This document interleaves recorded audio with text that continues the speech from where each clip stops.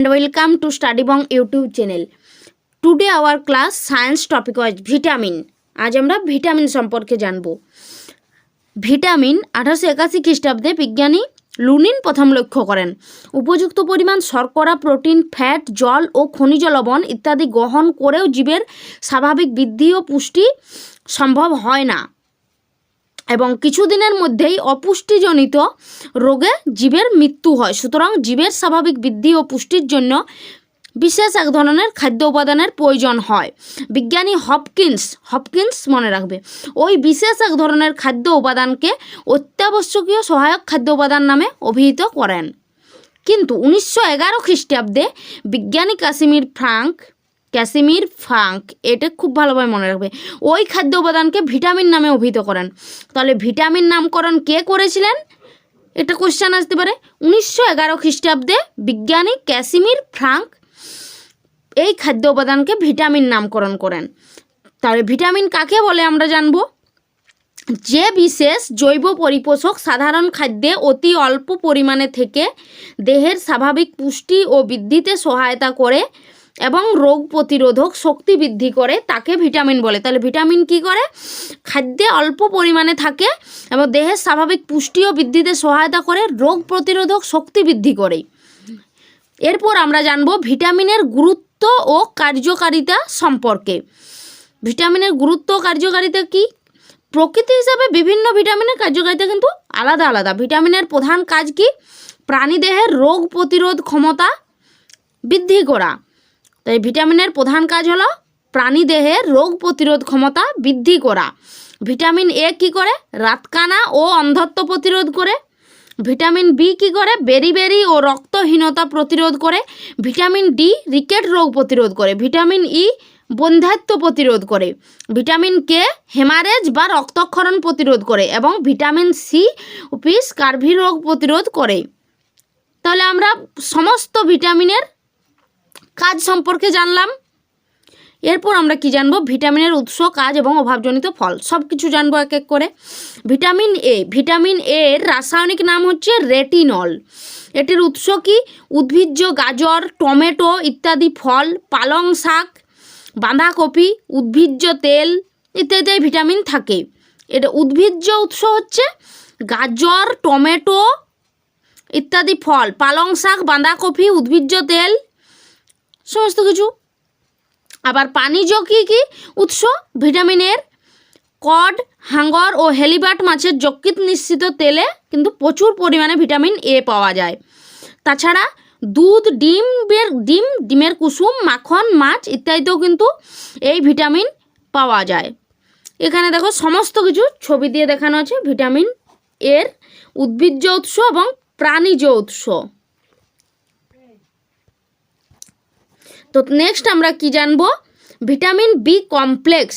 Vitamin B কমপ্লেক্সের অনেকগুলো ভাগ আছে, তাদের রাসায়নিক নাম আছে। তাহলে ভিটামিন বি কমপ্লেক্সের প্রথম কি আছে? বি ওয়ানের রাসায়নিক নাম থিয়ামিন।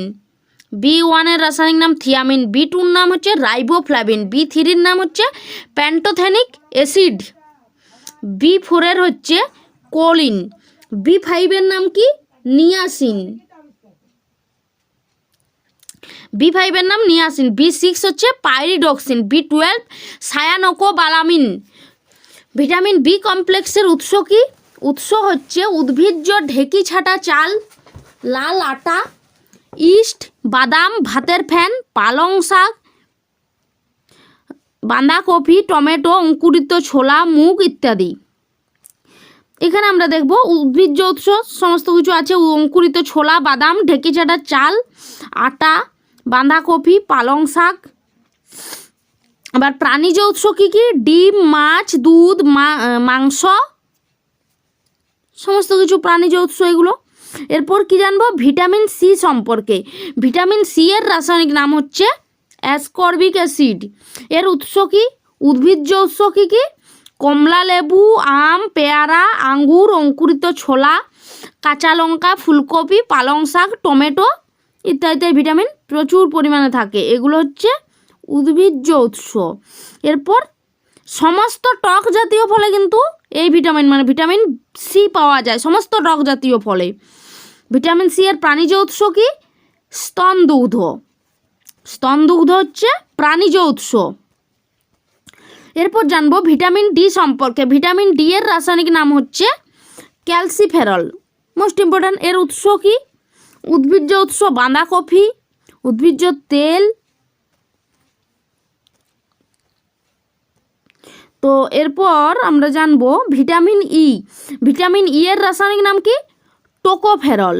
ভিটামিন ই এর রাসায়নিক নাম টোকোফেরল। এর উৎস কি?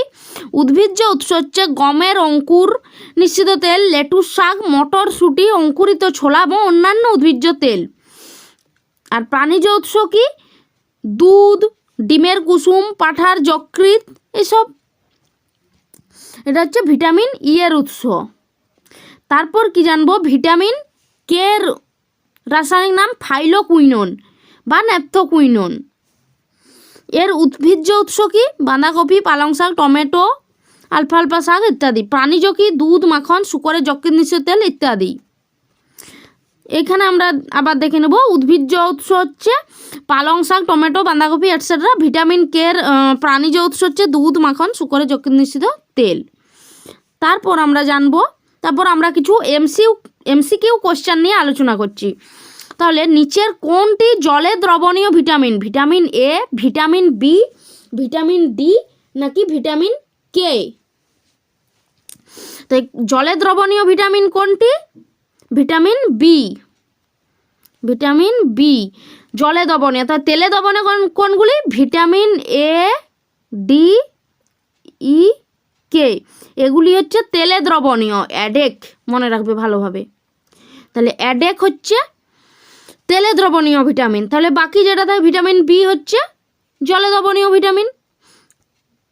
এরপর জানবো কোনটি তেলে বা ফ্যাটে দ্রবণীয় ভিটামিন। তাহলে আমরা কি বলছি? ভিটামিন এ, ডি, ই, কে। তাহলে এখানে এ, ডি, সবই আছে। তাহলে উত্তর হবে উপরের সবগুলি। তারপর জানবো ভিটামিন এর রাসায়নিক নাম কি? ভিটামিন এর রাসায়নিক নাম হচ্ছে রেটিনল। ভিটামিন বি1 এর রাসায়নিক নাম জানবো আমরা। ভিটামিন বি1 এর রাসায়নিক নাম হচ্ছে থাইমিন বা থিয়ামিন।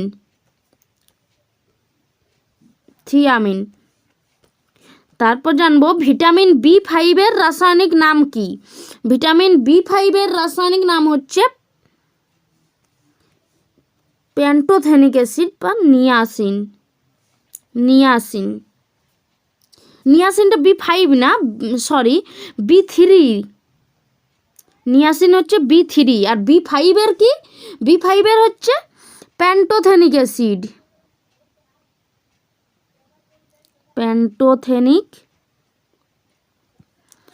অ্যাসিড।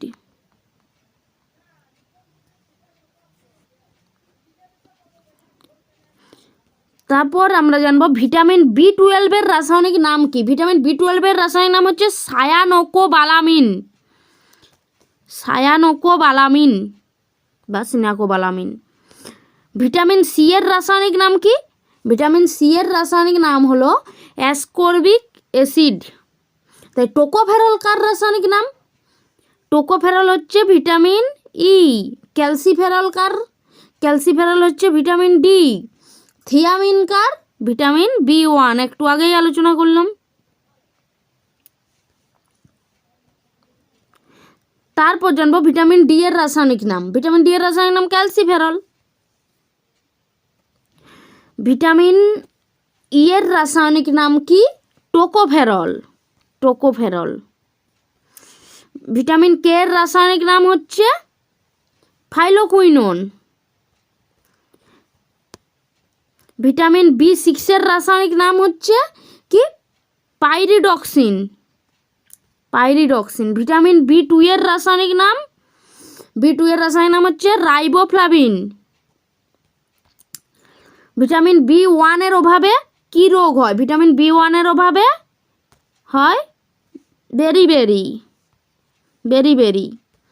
ভিটামিন এ এর অভাবে হয় রাতকানা। ভিটামিন এ এর অভাবে। ভিটামিন সি এর অভাবে হয় স্কারভি মানে দাঁতের মাড়িতে ঘা। ভিটামিন বি2 এর অভাবে হয় ভিটামিন B12 অভাবে চেলোসিস কি? ঠোঁটের কোনায় ঘা এবং চামড়া খসখসে হয়ে যায়। ঠোঁটের কোনায় ঘা এবং চামড়া খসখসে হয়ে যায় চেলোসিস ভিটামিন B2 এর অভাবে। তো আজকের ক্লাস আমাদের এই পর্যন্তই। আমাদের ক্লাস যদি তোমাদের ভালো লাগে তোমরা লাইক, কমেন্ট, শেয়ার এবং সাবস্ক্রাইব করে দেবে। Thanks for watching this video.